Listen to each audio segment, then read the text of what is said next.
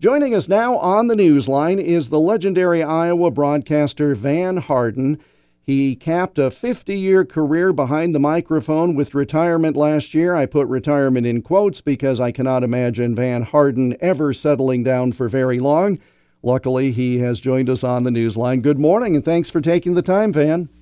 Hi, Jeff. It's so good to see you again. We've done a few things together, and I always enjoyed your professionalism very much. Well, you've always been very gracious to me with my various projects, whether it's writing the book on WHO. You had me in one morning as a designated Bonnie and filling in on talk shows and all manner of things. And so you stepped away after a full half century, seemed like a good round number, as I recall you saying. What have you been doing for the past, I guess it's year and a half now? Well, maybe the main thing is what I haven't been doing, and what I haven't been doing is getting up at 2:45 in the morning. I did that for 35 years. That got harder and harder as time went on. And I appreciated the opportunity to do it, and I loved what I did. Wouldn't trade it for anything. But I do not get up early anymore. But we've done a lot of traveling. We went to Egypt and did a 3-day tour down the Nile, and even paid the extra $10 to get into the pyramids and climbed up those. And we just got back from Branson. People say, "Why'd you go to Branson?" I said, "Because we're old. I think there's a law. If you're old, you have to go to Branson." It's kind of like on a punch card, right? You have to do it, and then you can show it to authorities and say you've done it. That makes sense. Yeah, and you have to feed squirrels and watch birds and go play bingo and stuff like that. We've done a lot of that stuff too. But oh gosh, we've got a trip with a bunch of listeners. They still want me to take trips, which is nice. We're going to the Holy Land at the end of October, and so I've been an adult Bible teacher for 40 years, so that'll be real special for me. And it sold out very quickly. In fact, so many people wanted to go and send checks, they had to send money back to quite a few people. And that's a successful thing, because usually when you're a personality and you're trying to do a trip, you're begging people, please go with us. We didn't really have to do that. VanHarden.com is the website, and you can not only partake of the writings of Van Harden, but also books are available and this list of appearances, and it's a pretty heavy schedule. One of the things with regard to the hours that you put in, people knew that you were on the air for 35 years on that other 50,000 watt station down the road from me from 4:59 to 9 a.m. But that was just a small piece of it because, again, as you note, you've got to get up a couple of hours before airtime, and you also rebuilt and ran the place for virtually that whole time. That's a lot of 14-hour workdays, and I'm not sure people really appreciate the time that was devoted to it. The on-air show was important, but boy, there was a lot more to it than that. Well, I appreciate you saying that. It took us a while to put just the program together, but then for 30 years out of the 35 that I was there, I was the program director as well. And you're right. When I first went there, people told me I was crazy because WHO was not doing well. I don't remember how many stations there were in town, but we were like number 5 or 6. And I just thought, that's crazy. A big 50,000 watt station with a news department and all that. We can do better than that. So we made some good hires and just worked on it very hard, got some very talented people and worked at it, and it didn't take very long. We hit number 1. And stayed there, which is no easy feat. And one of the things... That's true. Sometimes that's harder to stay there than it is to get there in the first place. Absolutely. That's why you don't have a lot of repeat Super Bowl or World Series champions, as an example. Well, at the time you moved from, as you would call it, Brand X over at KRNT, playing music in the afternoon, you went over to rebuild WHO. But that was a time in the 80s when AM radio broadly was having problems because if you were playing music, well, it was not as good as the sound on FM stations, and it was really a difficult time for AM, and people don't remember that, I think. Yeah, you're absolutely right. And I remember when I first went over there, before I was there for a few months before they named me program director, but they were playing music in the morning, and we had a couple of people in there hosting. We had a couple of news people. We had weather people. We had all, and I noticed that no matter what song was on the air, somebody always hated it. And it wasn't the same person for the same song every time. But I thought, you know something, I'm not a genius, but I mean, I'm a small town kid from Adel, but I know why my parents listened to this radio station, and it was for news and information. And I said, I think the music's just kind of getting in the way.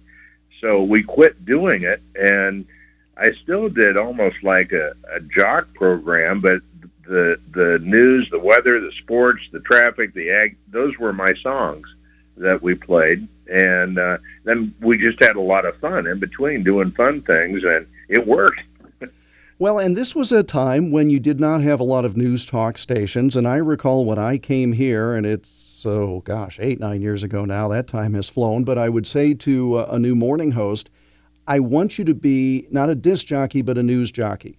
You know, the same thing you're talking about, where you're the thread that ties together all the segments and the features, and that's the voice that people need to hear when they're sitting, in essence, they're sitting across from you at the kitchen table, at least in the old days, because literally they're having breakfast and the radio was sitting right there on the table.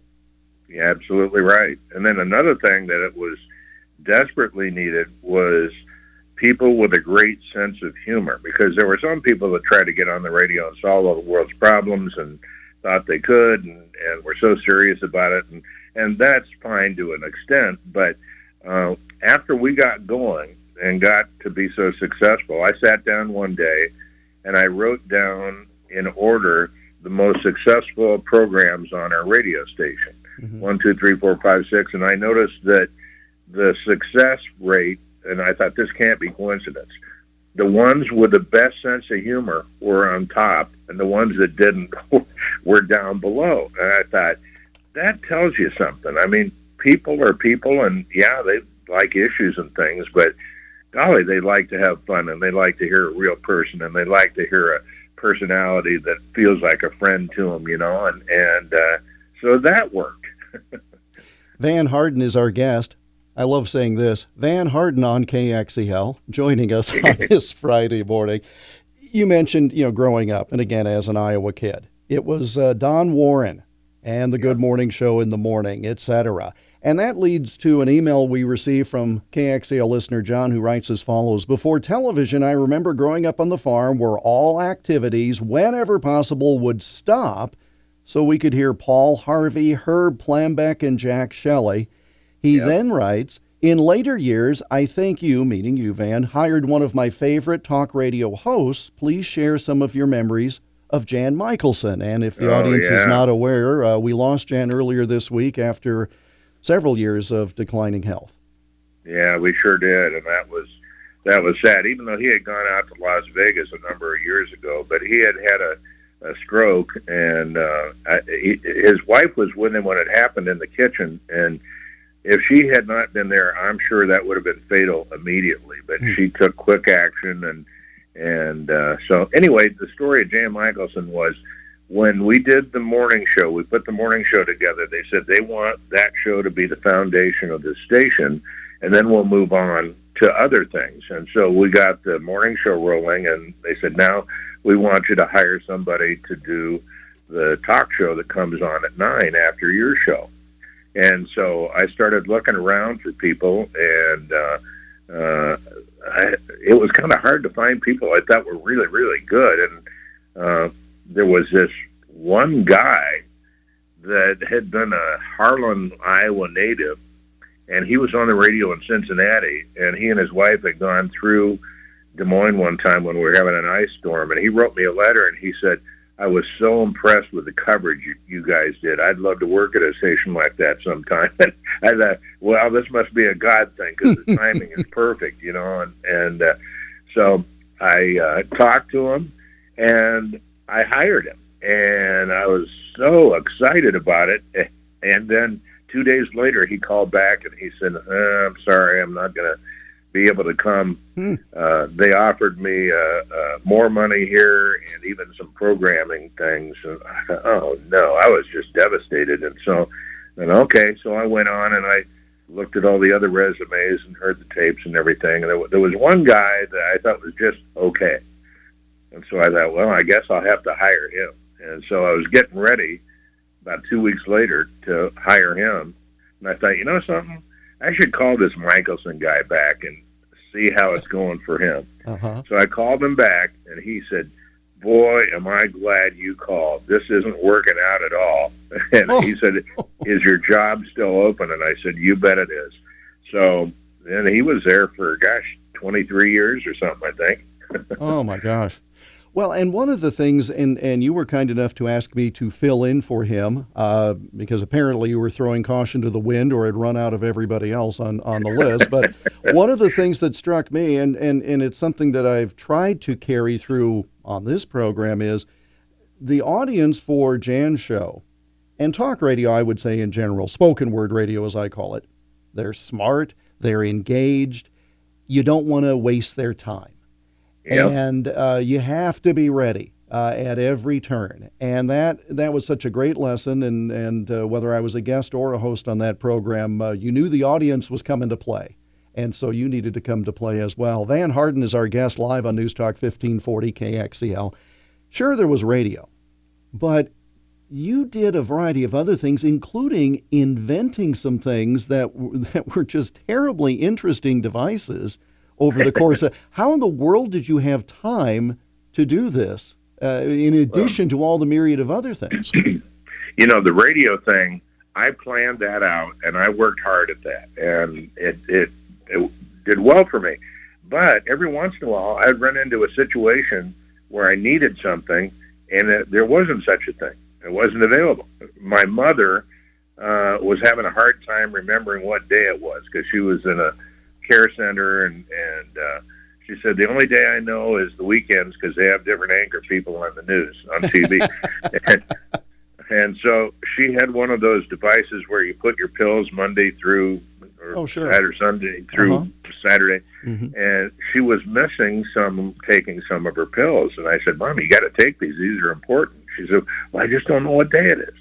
So I looked around. I thought there must be some kind of clock or calendar that flips or something that just, not the date or anything. I don't need that. I just need the name of the day in big letters to put out in front of her. And I couldn't find it. In fact, I remember calling the Alzheimer's Association, and I called the AARP. The AARP was interesting. I told them what I needed. And they said, gee, we've never seen anything like that, but if you find it, let us know, because we'd like a lot of them. So, okay. So anyway, I found a company that would build it for me, and it was called the Day Tower. I'm sitting here looking at one right now in my living room, and it just prints out the name of the day in great big letters. And, you know, people say, oh, you're a genius. I said, no, I'm not a genius. All it is the name of the day, but nobody else had done it before. So that worked, and people loved that, and a lot of people that had elderly parents in particular, it helped them. Then the other thing was, I had a surgery one time, and I came out, and for some reason, I couldn't eat bread anymore. I didn't like it. I didn't even like the smell of it, but I missed pizza. So I experimented. I thought there's got to be something they can make crust out of besides bread. So I made a crust out of cheese. And so the Van Harden cheese crust pizza was born, and that went big time too. But like I said, I didn't plan all that stuff. It just kind of happened. The radio stuff I worked on. VanHarden.com is the website. If you click on appearances, you can see a few of these, including, look at this, he's already booked for Memorial Day next year in Parkersburg for their big celebration. Holy cow. Well, the reason that happened was because the people in Winterset wanted me to speak on Memorial Day down there this year, so I did, and this guy wanted me to speak there, and I said, I can't, I'm in Winterset. He said, well, how about next year? From our text line at 319-235-1540, please ask Van, how has broadcasting changed as a career? And it follows with, is there still a chance for local talent to emerge and become the next local Van Harden, parentheses, or Jeff Stein, parentheses. I'm not sure that part's necessary to the sentence, but this business has changed because, again, I started as a high school kid 43 years ago now because we didn't have automation. Do we have the opportunity to develop broadcasters these days? Yeah. Well, I think the answer to the question is yes, there is an opportunity. Mostly it's in morning radio because that's where they allow more personality and creativity. And for me, creativity was a big thing. I mean, I had the leisure suit conventions, and we had journeys to the center of the earth, and we had all these things. And people, I mean, the ground game of the news and sports and weather, everybody listened to that. But then we got a whole nother audience with all this fun stuff that nobody'd ever heard before. So I think if somebody is creative enough and willing to get up early and have some fun, the answer is absolutely yes. But you also have to have the support of management, and that's harder and harder. I mean, for example, this radio station is owned by a company based in Cedar Rapids that has 40 stations throughout the Midwest. It's a good-sized company, but to us, it's home-owned. But you don't get that everywhere. No, you don't. But what I found out, and I went through, I think, 3 or 4 different companies, what I found out is if I delivered 2 things, it didn't matter whether it was a mom and pop or whether it was a mega corporation. If I delivered lots of listeners and lots of advertisers, I had no problems.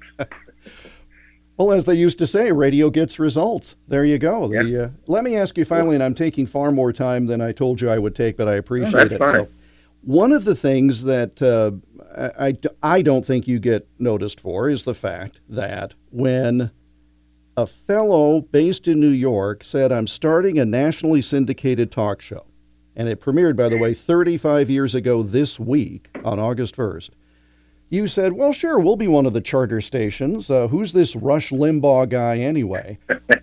What was there about that, either in that at that time, as you were still a young program director, tenure-wise, what was it that said, you know, this is going to stick? And did you think it would ever be what it became?